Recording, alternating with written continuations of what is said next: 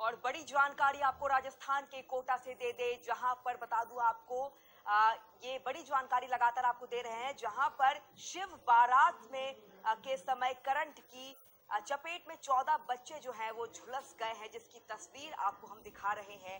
फिलहाल सभी को इलाज के लिए अस्पताल ले जाया जा रहा है। बताया जा रहा है कि 3 बच्चों की हालत बेहद गंभीर है। घटना के बाद से मौके पर अफरा तफरी का माहौल देखने को मिला। फिलहाल मौके पर पुलिस फोर्स और एम्बुलेंस की गाड़ियां मौजूद है, वहीं आसपास के लोग दहशत में हैं। फिलहाल इस बात की जांच की जा रही है, घटना ये कैसे हुई है।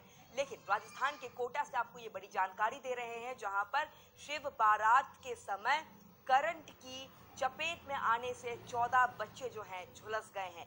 फिलहाल इलाज किया जा रहा है, अस्पताल में भर्ती कराया गया है। 3 बच्चों की हालत बेहद गंभीर बताई जा रही है और फिलहाल मौके पर पुलिस भी पहुंच गई है और एम्बुलेंस की गाड़ियां भी मौके पर मौजूद है।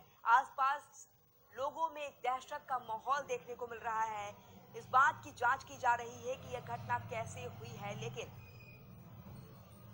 ये बड़ी जानकारी राजस्थान के कोटा से, जहां पर शिव बारात के समय करंट की चपेट में 14 बच्चे जो हैं झुलस गए हैं। 3 की हालत बेहद नाजुक बताई जा रही है।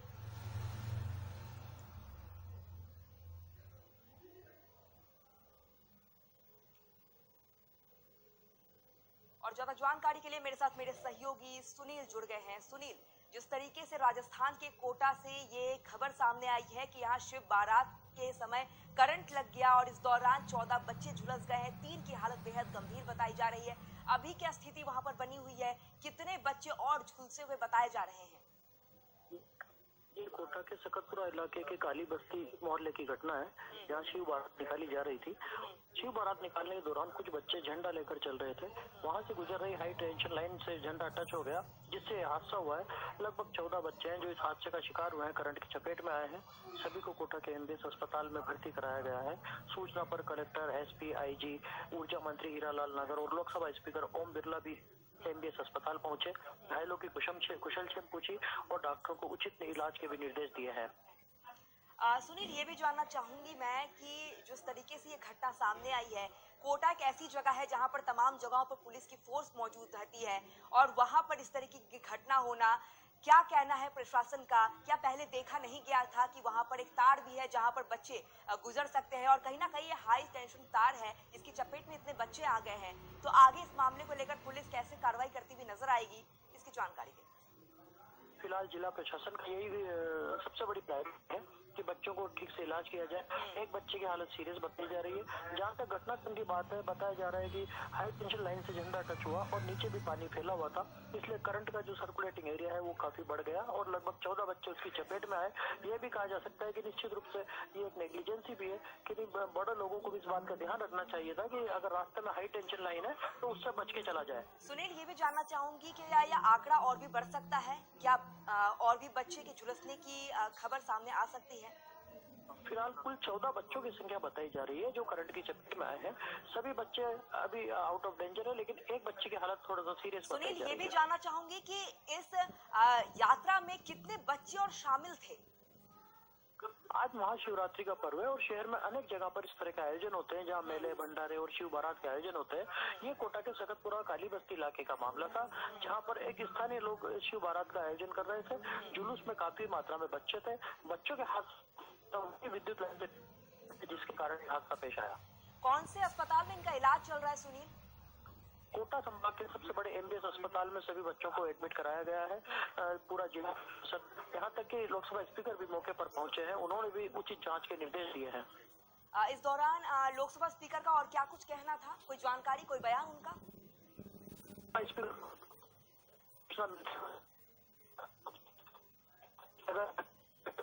हायर सेंटर पे भी रेफर किया जाएगा, इलाज में कोई कोताही नहीं बरती जाएगी। सुनील, इस दौरान ये भी जानना चाहूंगी, क्या यहाँ पर पुलिस प्रशासन के और भी लोग मौजूद हैं अस्पताल में? जी बिल्कुल, यहाँ तक कि रेंज के आईजी रविदत्त गौड़ खुद मौके पर पहुंचे, अस्पताल पहुंचे और उन्होंने भी घायल की कुशलक्षेम के लिए डॉक्टरों से बातचीत की। तरह से घटना स्थल पर करंट फैला है और आसपास पानी फैला था, वहां का भी जायजा लिया है। लेकिन ये पूरी तरह से एक लापरवाही पूर्ण हादसा है, जिसमें कहीं न कहीं एक नेग्लिजेंसी देखने में आई है कि यदि किसी बड़ों की निगरानी होती जुलूस के दौरान तो शायद ऐसा हादसा नहीं होता। सुनील, लापरवाही की आप बात कर रहे हैं। क्या इस ग्रुप में जो बच्चे निकल रहे थे शिव बारात लेकर, क्या वहां पर कोई बड़ा मौजूद नहीं था? क्योंकि अगर ऐसा कोई मौजूद होते तो इस तरह की घटना सामने नहीं आती। दरअसल जब भी जिस इस तरह के धार्मिक जुलूस और धड़ाका म्यूजिक और मौज मस्ती का वातावरण रहता है, और इसी कारण से किसी का भी कोई लापरवाही पर ध्यान नहीं जाता। और यही कारण रहा होगा कि जब एक बच्चे का झंडा हाई टेंशन लाइन की चपेट में आया तो उसके साथ के बाकी बच्चे नीचे पानी फैला होने की वजह से उसके चपेट में आ गए। सुनील, लेकिन आज का दिन काफी अहम है और आज जगह जगहों पर, चाहे वो कोटा हो या देश के तमाम राज्य, यहाँ पर शिव बारात निकाली जाती है। प्रशासन को पहले से ही पता था कि आज तमाम जगहों पर शिव बारात निकाली जाएगी। इसको लेकर पुख्ता इंतजाम करना चाहिए था। इस तरीके की घटना होना कहीं ना कहीं लापरवाही को ही दिखाता है, दर्शाता है। लापरवाही तो कही जा सकती है। बड़े लोगों को इस बात का ध्यान रखना चाहिए था कि जो जुलूस का आयोजन करता है उनको देखना चाहिए था कि जुलूस के मार्ग में किसी तरह का कोई बड़ा गड्ढा ना हो, कहीं कोई नाले का ढक्कन या चेम्बर खुला हुआ ना हो, हाई टेंशन लाइन है तो उससे बचकर चला जाए, झंडों की ऊंचाई का ध्यान रखा जाए। लेकिन इस लापरवाही के कारण ही ये इतना बड़ा हादसा पेश आया है। गनीमत है कि अभी कोई जनहानि नहीं हुई, लेकिन फिर भी कुछ बच्चे सीरियस है, उनका इलाज जारी है। सुनील, ये भी जानना चाहूंगी, क्या इस घटना के बाद से प्रशासन, पुलिस की तरफ से कोई गाइडलाइन जारी की गई हो बच्चों के लिए, बड़ों के लिए? क्योंकि आज तमाम जगहों पर शिव बारात निकलती हुई नजर आएगी और ऐसी स्थिति को देखते हुए क्या कोई गाइडलाइन प्रशासन की तरफ से? इस तरह का आयोजन है जो शहर में अलग अलग जगह पर दर्जनों की संख्या में होता है। जब कोई बड़ा आयोजन एक यूनाइटेड तरीके से होता है तब उसके लिए जरूर प्रशासन कोई गाइडलाइन और निर्धारित रूट तय करता है। जिस तरह से कोटा में अनंत चतुर्दशी का जुलूस निकलता है, उसका एक मार्ग निर्धारित होता है। उस रूट पर पूरे तमाम सुरक्षा व्यवस्थाओं का ध्यान रखा जाता है। लेकिन शिव बारात जैसे आयोजन शिवरात्रि पर शहर में कई जगह पर होते हैं, छोटे बड़े सब तरह के आयोजन होते हैं। इसमें प्रशासन एक एक आयोजन को मॉनिटर करने में बहुत ही मुश्किल हो जाता है सुनील, लेकिन ये छोटे छोटे आयोजन पर भी ध्यान देना बहुत ही जरूरी है प्रशासन के लिए।